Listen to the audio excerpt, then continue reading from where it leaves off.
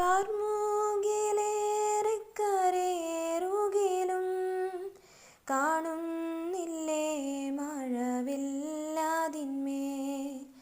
കരുതുക വേണ്ടതിൻ ഭീകരങ്ങൾ കെടുതികൾ തീർത്തവൻ താഴുകിടുമേ ആഴലേറും ജീവിതമരുവിൽ നീ തളരുകയോ ഇനി സഹജേ ആഴലേറും ജീവിതമരുവിൽ നീ തളരുകയോ ഇനി സഹജേ. ദൈവവചന ചിന്തകൾ കേൾക്കുന്ന എല്ലാ മാന്യ ശ്രോതാക്കൾക്കും ക്രിസ്തീയ വന്ദനം. ഇയ്യോബിൻ്റെ പുസ്തകം 33-ാം അധ്യായം 4-ാമത് വചനം. ദൈവത്തിൻ്റെ ആത്മാവ് എന്നെ സൃഷ്ടിച്ചു, സർവശക്തൻ്റെ ശ്വാസം എനിക്ക് ജീവനെ തരുന്നു എന്ന വചനമാണ്.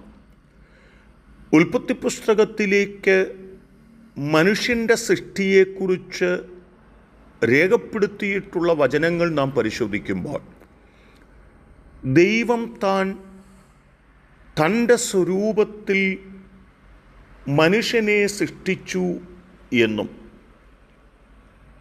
തൻ്റെ ജീവശ്വാസം മനുഷ്യൻ്റെ മൂക്കിൽ നൽകിയെന്നും ഓർമ്മപ്പെടുത്തുന്ന വാക്കുകളും ആ വാക്കുകൾ ഓർപ്പിക്കുന്നത് മനുഷ്യൻ്റെ സൃഷ്ടിതാവ് ദൈവമാണെന്ന് ഓർപ്പിക്കുന്ന വാക്കുകളാണ്.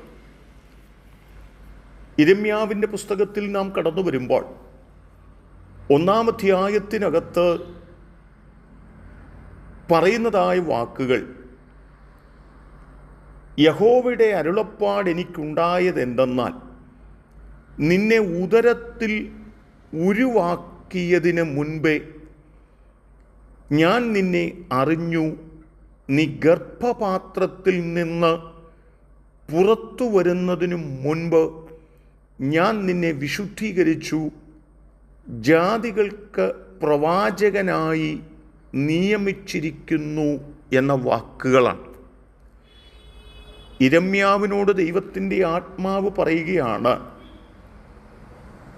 നീ നിൻ്റെ അമ്മയുടെ ഉദരത്തിനകത്ത് ഉരുവാകുന്നതിനു മുൻപ് ഞാൻ നിന്നെ അറിഞ്ഞിരുന്നു എന്നും നീ അമ്മയുടെ ഉദരത്തിൽ നിന്ന് പുറത്തു വരുന്നതിനു മുൻപ് ഞാൻ നിന്നെ വിശുദ്ധീകരിക്കുകയും ഒരു പ്രവാചകനായി ഞാൻ നിന്നെ നിയമിക്കുകയും ചെയ്തിരിക്കുന്നു എന്നും ഓർപ്പിക്കുന്ന വാക്കുകളാണ്.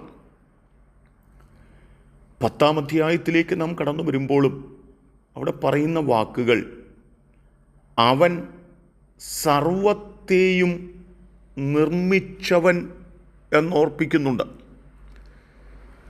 മനുഷ്യരുടെ സൃഷ്ടിതാവാണ് ദൈവമെന്നും മാത്രമല്ല ഈ ഭൂമിയെയും ഭൂമണ്ഡലങ്ങളെയും നാം ഭൂമിയിലും ആകാശത്തിലും കാണുന്ന സകലത്തെയും സൃഷ്ടിച്ചിരിക്കുന്നത് അത്യുന്നതനായ ദൈവമാണെന്നും വിശുദ്ധ വേദപുസ്തകം ആധികാരികമായി നമ്മെ ഓർമ്മപ്പെടുത്തിയിട്ടുള്ളത് കാണുവാനായിട്ട് സാധിക്കുന്നുണ്ട്.